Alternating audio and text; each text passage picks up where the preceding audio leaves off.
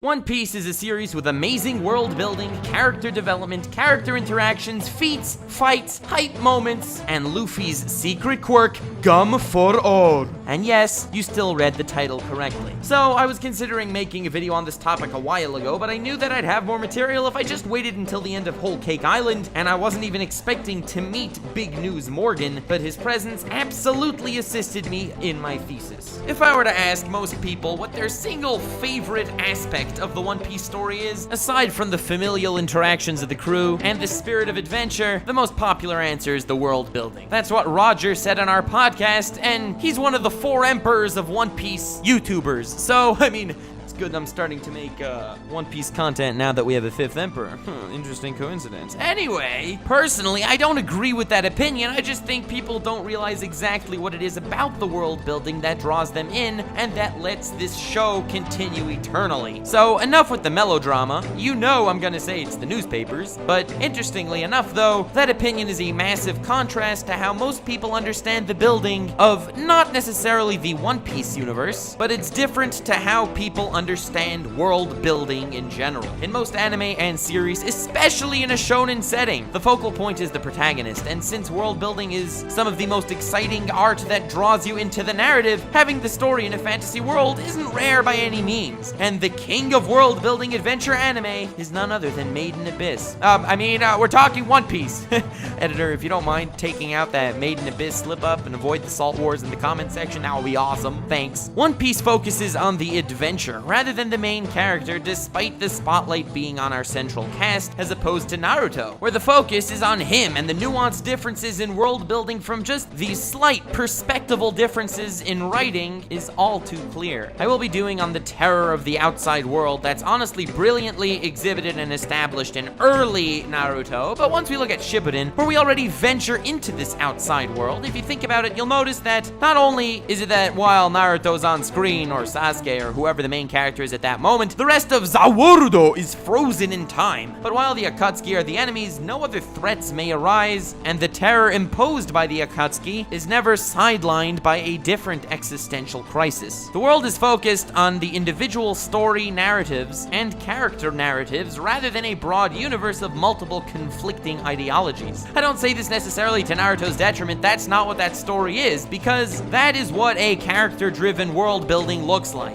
And it's immediately how most people view the building of universes in general. As the protagonist proceeds with their journey, we learn more about their surroundings and the world that they inhabit. So while I still love Naruto's world building in that nature can only maximize mediocrity. One Piece, as a contrast, actually puts the broadening of its universe as a primary focus and secondarily claps the Straw Hats into the massive cesspool of a world. Because of this slight difference in perspective that the One Piece world can really come to life and expand infinitely. In Shippuden, we focused on the Akatsuki's plan and the reaction to it by whichever main character happened to be on screen at that point, whereas in One Piece, everyone has their own mindset. So while Luffy was finishing up in Dressrosa, at that exact point, his plan was to hunt down Kaido. Big Mom intruded, captured Sanji, completely diverting Luffy's direction. But it's not like only forces that applied to the Straw Hats occurred at that point either. No! While Luffy was in Dressrosa, Kid's little alliance clashed with Kaido. Also, Blackbeard attacked the Revolutionary Army. The Reveries also getting assembled. The journey to both Wano and the Whitebeard remnants took place at the same time as Luffy traveling to Whole Cake. The entire world moved forward simultaneously. We aren't waiting for Luffy to finish up what he's doing to unpause the universe. Yo, Luffy, you just beat Doflamingo. Is it okay if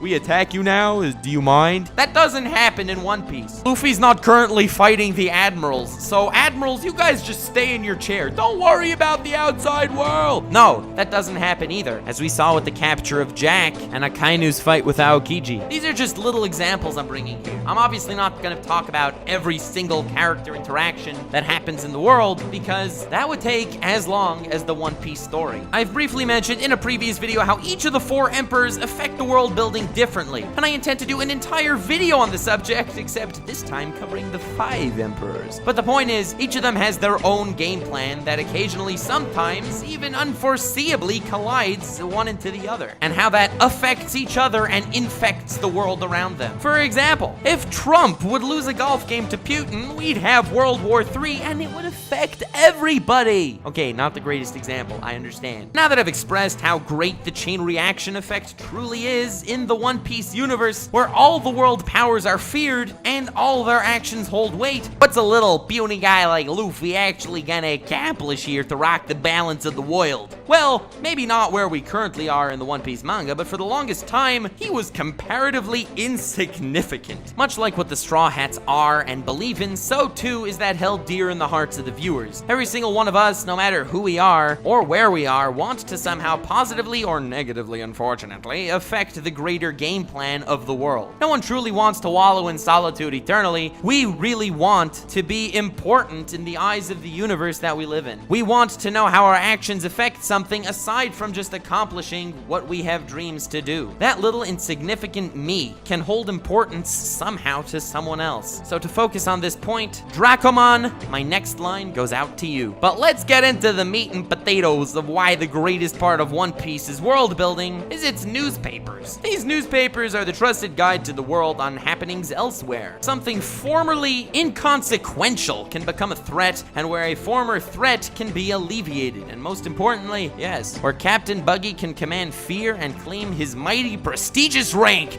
of Warlord. The cringe. Why do I sense skepticism among the fan base? No, fam, this time I'm serious. Buggy is by no means strong, cunning, or particularly threatening. His rise to fame was a crapload of dumb luck and coincidences, paired with some blatant lies, and how all that was actually perceived by the world. It was a domino effect that took flight, where his name is known throughout the universe. Many people in the community call this the Buggy gag. How it's a recurring gag in the One Piece story. It's funny, it's getting kind of old, but honestly, people don't really get that this serves the purpose of world building as well. You can't purely believe everything you hear from the media. Sometimes our perception of actual events in the world are really not what we think they are. Heck, maybe Kim Jong-un's actually skinny. You never know. So we don't purely believe everything we hear from the media, but ultimately, sometimes unfortunately, that is how our perception will be controlled. That's all from our perspective as humble citizens listening with open ears to the world's news and current events. From the media's perspective, hyping Buggy, a member of Roger's crew and escapee of Impel Down, gets the media mad bank. And that's why Big News Morgan's a freaking beast. Well, maybe not as far as fighting goes, but as far as his influence on the world of One Piece. While he's trusted by everyone as the most reputable news source ever, he has what to gain by ever so slightly tweaking the truth. He is the newspaper's soul. So just like in our real world, in One Piece, the media has a personality. I mean, I don't think Morgan's as stupid as CNN trying to blatantly lie with the Trump-Russia thing, but that's why he remains reputable and trusted. So despite not being able to take everything at %, face value, we still have to realize that everyone in the entire One Piece world, in every crevice and crack, is looking at the exact same thing as you are. Not only is that interesting, but to us viewers and readers, those chapters get mad hype. It's like this world's greatest celebrities that everyone adores, like I'll pick two, Kanye West and let's say Donald Trump. They're reacting to you because you are the Straw Hats of your own life, trying to make a difference to the world you were born in. You're trying to form bonds, accomplish your dreams, and everyone is reading that newspaper. Everyone is watching that ripple effect, and every viewer is watching the ripple effect their own life imposes onto the world that otherwise we wouldn't be able to see. So to go full circle, One Piece is not a world-building story where we reveal the world to surround the protagonist's journey. It's a story where we build a world affected by the protagonist's journey. It gives the newspaper weight to us watchers and to the Straw Hats themselves, giving them a validation that most people can never actually find in their own lives. But this newspaper, it rarely stars the Straw Hats. It's a daily post, and we only see one at the end of every arc. That's why Kid, for an example, had a higher bounty than Luffy did when they met at Shabati. What did he do to compare? Luffy beat a few warlords and took on the world government. What could Kid have possibly done to get a higher bounty? Well, we don't know.